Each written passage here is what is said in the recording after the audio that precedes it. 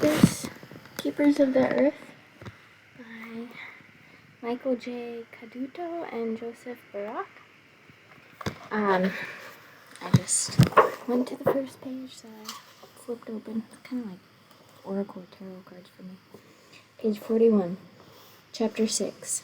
Luwit the Firekeeper. Nisqually, Pacific Northwest. When the world was young, the Creator gave everyone all that was needed to be happy.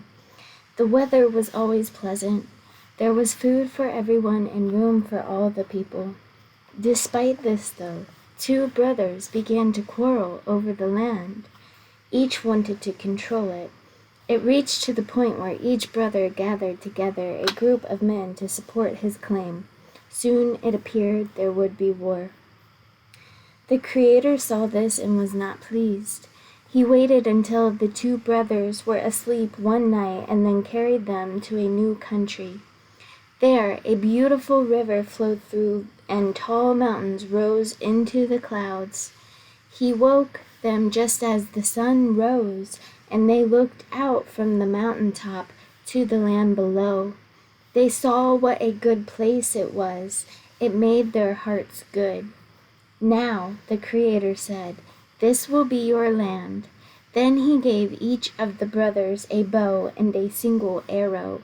"Shoot your arrow into the air," the Creator said. "Where your arrow falls will be the land of you and your people, and you shall be a great chief there." The brothers did as they were told. The older brother shot his arrow. It arched over the river and landed to the south of the valley of the Willamette River. There is where he and his people went, and they became Mahonamos. The younger brother shot his arrow. It flew to the north of the great river. He and his people went there and became the Klickitats. Then the Creator made a great stone bridge across the river. "This bridge," the Creator said, "is a sign of peace. You and your peoples can visit each other by crossing over this bridge. As long as you remain at peace, as long as your hearts are good, this bridge will stand." For many seasons, the two peoples remained at peace. They passed freely back and forth across the great stone bridge. One day, though, the people to the north looked south toward the Willamette and said, "Their hearts are better than ours." One day, though, the people to the south looked north towards the Klickitat and said, "Their lands are more beautiful than ours." Then once again, the people began to quarrel. The Creator saw this and was not pleased. The people were becoming greedy again. Their hearts were becoming bad. The Creator darkened the skies and took fire away. Now the people grew cold. The rains of autumn began, and the people suffered greatly. "Give us back fire," they begged. "We wish to live again with each other in peace." Their prayers reached the Creator's heart. There was only one place on earth where fire still remained. An old woman named Luwit had stayed out of the quarreling and was not greedy. It was in her lodge only that fire still burned. So the Creator went to Luwit. "If you will share your fire with all the people," the Creator said, "I will give you whatever you wish. Tell me what you want." "I want to be young and beautiful," Luwit said. "That is the way it will be," said the Creator. "Now take your fire to the great stone bridge above the river. Let all the people come to you and get fire.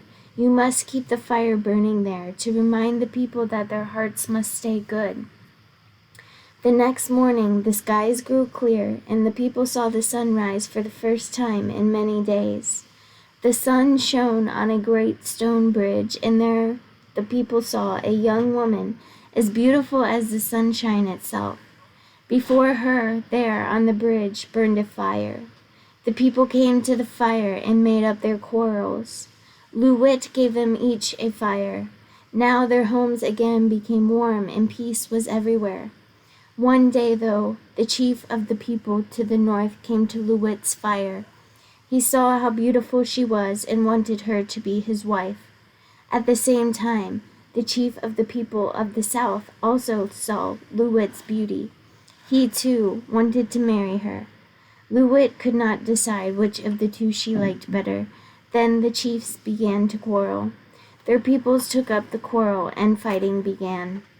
When the Creator saw the fighting, he became angry. He broke down the great stone bridge. He took each of the two chiefs and changed them into mountains. The chief of the Clitaclat became the mountain we now know as Mount Adams. The chief of the Mahanamas became the mountain we now know as Mount Hood.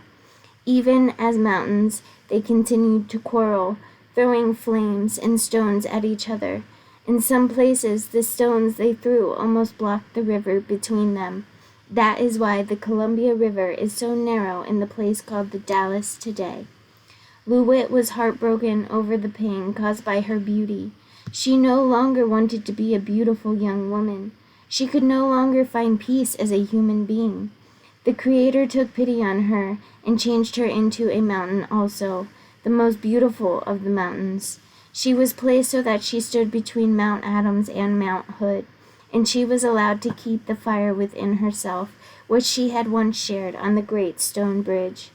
Eventually she became known as Mount St. Helens, and she slept peacefully. Though she was asleep, Luit was still aware, the people said.